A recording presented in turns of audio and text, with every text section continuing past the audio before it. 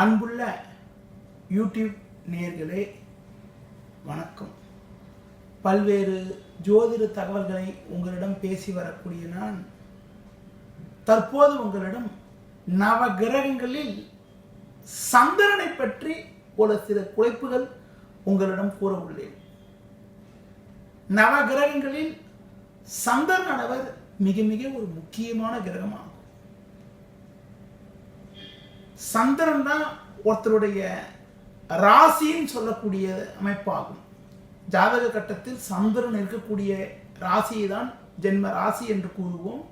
சந்திரன் சஞ்சரிக்கக்கூடிய நட்சத்திரத்தை தான் ஜென்ம நட்சத்திரம் என்று கூறுவோம். ஒரு ஜாதகத்துல சந்திரன் பார்த்தீங்கன்றால் பலமாக இருப்பது மிக மிக முக்கியம். ஒருத்தருடைய மன வலிமை, மனோதைரியம், எண்ணங்களை குறிக்கக்கூடிய கிரகம் சந்திரன் ஆவார். மன ஓட்டத்தை குறிக்கக்கூடிய கிரகம் சந்திரன் ஆவார்.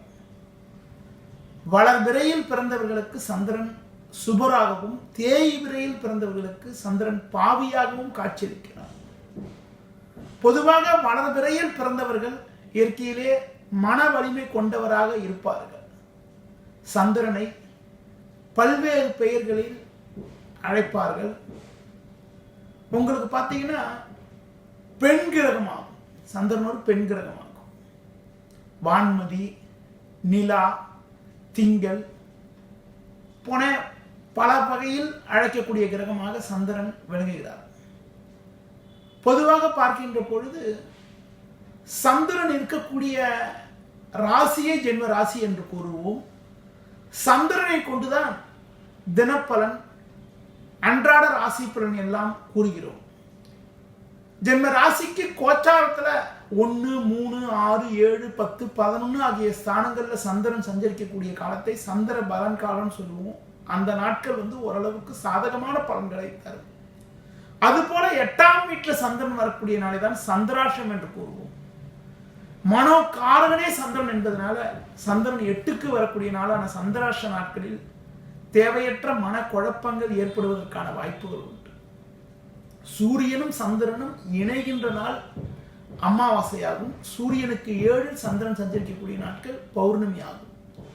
ராசி மண்டலத்தை சுற்றிடுவதற்கு 27 நாட்கள் எடுத்துக்கொள்ளக்கூடிய கிரகமாக சந்திரன் விளங்குகிறார். அடுத்து பார்க்கின்ற பொழுது காரகோத்த ரீதியாக தாய் காரகனாகவும், அது மட்டும் இல்லாமல் ஒருத்தருடைய எண்ணங்களுக்கு, மனநிலைக்கு, வயது மூத்த பெண் நட்புகளுக்கு, பெண் உறவுகளுக்கு குறிக்கக்கூடிய கிரகமாக சந்திரன் விளங்குகிறார். அடுத்து பார்க்கின்ற பொழுது உணவு வகைகள், உணவு தானியங்கள், ஜல சம்பந்தப்பட்ட விஷயங்கள், அரிசி, அடுத்து பார்க்கின்ற போது பயணங்கள் போன்றவற்றுக்கு சந்திரன் தான் காரகனாவார். உடல்ல ஏற்படக்கூடிய ஜல சம்பந்தப்பட்ட உணவு பாதிப்புகளுக்கு சந்திரன் காரகனாவார். சந்திரன் பலமாக இருந்தால் சிறப்பான ஆரோக்கியம், சிறப்பான மனநிலையெல்லாம் இருக்கும். அதுவே சந்திரன் பலகீனமாக இருந்தால் நீர் சம்பந்தப்பட்ட உடம்பு பாதிப்புகள், உடல்ல ஏற்படக்கூடிய நீர் கட்டிகள் போன்ற வகைகளோடு ஏற்படுறதுக்கான அமைப்புகள் உண்டாகும். அது மட்டும் இல்லாம ஒரு நிரந்தர நல்ல ஒரு மனநிலை இல்லாமல் எதையும் போட்டு குழப்பிக் கொள்ளக்கூடிய ஒரு குணாதிசயங்கள்லாம் சந்திரன் தான் ஏற்படுத்துகிறார். சந்திரன நட்சத்திரம் சொல்லக்கூடியது ரோகிணி, அஸ்தம், திருவோணம் ஆகிய நட்சத்திரங்கள் சந்திரன நட்சத்திரமாகும். ஒருத்தருக்கு பார்த்தீங்கன்றால் சோம்பேறித்தனம், தூக்கமின்மை, மனக்குழப்பங்கள், மஞ்சக்காமாலை, ஜல சம்பந்தப்பட்ட உடம்பு பாதிப்புகள், குடல் சம்பந்தப்பட்ட உடம்பு பாதிப்புகள், முகப்பரு, ஜலத்தால் பாதிப்புகள், அது மட்டும் இல்லாமல் காக்கா வலிப்பு, நீர் கட்டிகள் ஆகியவைக்கு சந்திரன் தான் காரகனாகும். பொதுவாக பார்த்தீங்கன்றால் சந்திரன் பலகீனமாக இருக்கிறவங்களுக்கு சந்திரனுடைய திசாபுத்தி நடைபெற்றால் அவங்களுக்கு தற்கொலை எண்ணங்கள் கூட ஏற்படுறதுக்கான அமைப்புகள் கூட உண்டாகிறது. சில நேரங்கள்ல சந்திரன் நட்பு கிரகம் சொல்லக்கூடியது செவ்வாய், குரு, சூரியன் ஆகிய கிரகங்கள். பகை கிரகம் சொல்லக்கூடியது மெயினா பார்த்தீங்கன்னா சந்திரன் கேது சேர்க்கை பெற்று இருக்கிறது, ராகு சேர்க்கை பெற்றிருப்பது கடுமையான தோஷமாகும். சந்திரன் கேது சேர்க்கை பெற்றிருப்பது கடுமையான குழப்பத்தை உண்டாக்கும். அதுபோல சந்திரன் நட்சத்திரம் சொல்லக்கூடிய சந்திரன் அமையக்கூடிய நட்சத்திரம் என்பது கேதுவின் நட்சத்திரமாகவோ ராகுவின் நட்சத்திரமாக இருந்தால் கூட சில நேரங்களில் மனக்குழப்பங்கள் அதிகப்படியாக ஏற்படுகிறது. சந்திரன் அமையக்கூடிய நட்சத்திரங்கள் பாவகிரக நட்சத்திரமாக இருந்து தேய்பிரையில பிறந்துட்டா கடுமையான தோஷத்தை உண்டாக்குகிறது. சந்திரனும் சூரியனும் இணைகின்ற நாளை உங்களுக்கு பார்த்தீங்கன்றால் அமாவாசை என்று கூறுவோம். சூரியனுக்கு 12வது கட்டத்துல, சூரியனுக்கு 11வது கட்டத்துல சந்திரன் இருக்கிறது. கடுமையான தேய்பிரையில பிறந்த அமைப்புன்னு சொல்லலாம். அப்படிப்பட்ட நிலையில பிறந்து ஒருத்தர் சந்திரன் பார்த்தீங்கன்றால் சனி சேர்க்கையோ ராகு சேர்க்கையோ கேது சேர்க்கையோ பெற்றிருப்பது கடுமையான தோஷமாகும். அதுபோல அமாவாசை என்று பிறந்து விட்டு சூரியன் சந்திரனுடன் ராகு அல்லது கேது இருப்பது கிரகண தோஷத்தை ஏற்படுத்தக்கூடிய அமைப்பாகும். அப்படிப்பட்ட அமைப்பு இருக்கிறவங்க பார்த்தீங்கன்றால் எதையாவது போட்டு குழப்பிக் கொள்ளக்கூடிய கேரக்டர் இயற்கையிலே உண்டாகுது. அதிலும் குறிப்பாக பார்த்தீங்கன்றால் உங்களுக்கு சந்திரன் ராகு அல்லது கேது சேர்க்கை பெற்று உடன் சூரியன் இருப்பது கிரகண தோஷம் என்று கூறலாம். அப்படிப்பட்ட நிலையில பிறந்தவங்களுக்கு சந்திரனின் திசை அல்லது புக்தி நடைபெறுகின்ற பொழுது, அடுத்து ராகுவின் திசை அல்லது புக்தி நடைபெறுகின்ற பொழுது கடுமையான நிம்மதி குறைவுகள், கடுமையான சோதனைகள், மனக்குழப்பங்கள், மன நிம்மதி குறைவெல்லாம் உண்டாகிறது.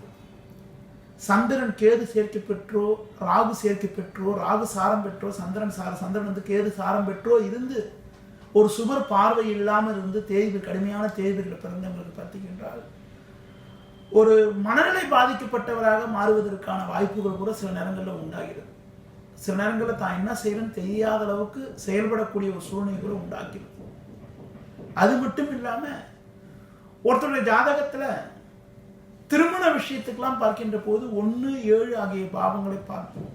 அப்படிப்பட்ட சூழ்நிலையில உங்களுக்கு சந்திரன் கேது அல்லது ராகு சேர்க்கை பெற்று நேற்றில் பிறந்திருந்தால் அவங்களுக்கு பார்த்தீங்கன்னா மன வாழ்க்கையில பாதிப்புகள்லாம் உண்டாகிறது. அதுவும் பார்த்தீங்கன்னா கேது அல்லது ராகு சேர்க்கை பெற்றால் 1, 7 ராகு கேது ஏற்பட்டுடும். அப்படி பிறந்தவங்க ஒன்று அமாவாசையிலேயோ பௌர்ணமியிலோ பிறந்துட்டா கிரகணத்தை ஒட்டி பிறந்திருப்பாங்க. அப்படி பிறந்திருந்தா கடுமையான மன வாழ்க்கையே கேள்விக்குறியாயிடுது. அப்படி பிறந்தவங்களுக்கு பார்த்தீங்கன்னா ராகுவின் திசையோ கேதுவின் திசையோ சந்திரனின் திசையோ நடப்பில் நடைபெற்றால் கடுமையான நிம்மதி குறைவுகள், குடும்ப வாழ்க்கையில பிரிவு, பிரச்சனைகள், நிம்மதி குறைவுலாம் கூட ஏற்படுவதற்கான சூழ்நிலையை உண்டாக்கிறது. சந்திரனால் பல்வேறு யோகங்கள் உண்டாகிறது. சந்திரன் குரு சேர்க்கை பெற்றிருந்தாலோ, குரு சந்திரனுக்கு கேந்திரத்தில் அமையப்பட்டிருந்தால் கஜகேசரி யோகமும், குரு சந்திரனுக்கு திரிகோணத்தில் அமையப்பட்டிருந்தால் குரு சந்திர யோகமும் உண்டாகிறது.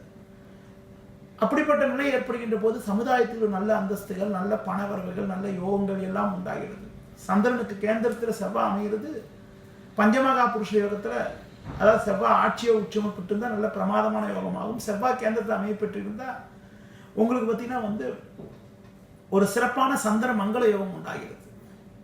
அடுத்து பார்க்கின்ற பொழுது பொதுவாக பார்க்கின்ற போது சந்திரனுக்கு இருபுறமும் சுபகரங்கள் இருப்பது கூட நல்ல ஒரு சிறப்பான அமைப்பினையும் உண்டாகும்.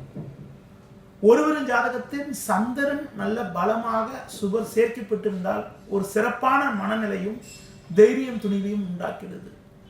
அதுவே சந்திரன் பாவகிரக சேர்க்கப்பட்டிருந்தால் அவங்களுக்கு பார்த்தீங்கன்றால் மனக்குழப்பங்கள், ஜல சம்பந்தப்பட்ட உடம்பு பாதிப்புகள் எல்லாம் ஏற்படுகிறது. சந்திரன் பலகீனமாக இருப்பவர்களுக்கு சந்திரன் திசையோ ராகுவின் திசையோ நடப்பில் நடைபெறுகின்ற பொழுது, அமாவாசை பௌர்ணமி நாட்கள் ஏற்படுகின்ற பொழுது பார்த்தீங்கன்றால் அந்த நாட்களில் தேவையில்லாத மனக்குழப்பங்கள், தேவையில்லாத மனசஞ்சலங்கள், ஒரு நிம்மதி குறைவெல்லாம் கூட உண்டாகிறது. நடப்புல பார்க்கின்ற போது சந்திர ஓரை என்பது மிக மிக ஒரு முக்கியமான ஓரையாகும். ஒவ்வொரு நாளும் சந்திர ஓரை வரும்.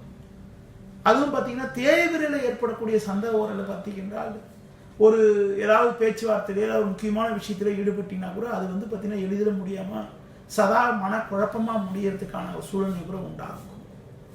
நேர்களே, சந்திரனை பற்றிய சில அடிப்படை கருத்துக்களை உங்களிடம் தற்போது கூறியுள்ளேன். சந்திரனால் பாதிக்கப்பட்டவங்க பெருமாள் வழிபாடு செய்வது, திருப்பதி சென்று வருவது போன்றவை ரொம்ப நல்லது.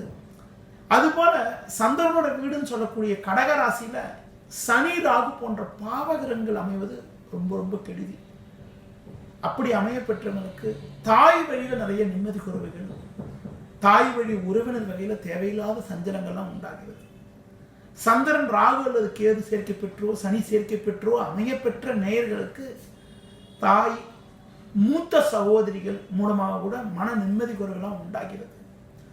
சந்திரன் பாவகிரக சேர்க்கை பெற்று என்ன பாவகிரக சேர்க்கை பெற்றிருக்கோ அந்த பாவகிரக தொடர்புடைய கிரகங்களுடைய திசாபுத்தி நடைபெறுகின்ற பொழுது வயது மூத்த பெண்களிடம் அதிகம் பேசாம இருக்கிறது ரொம்ப ரொம்ப நல்லது.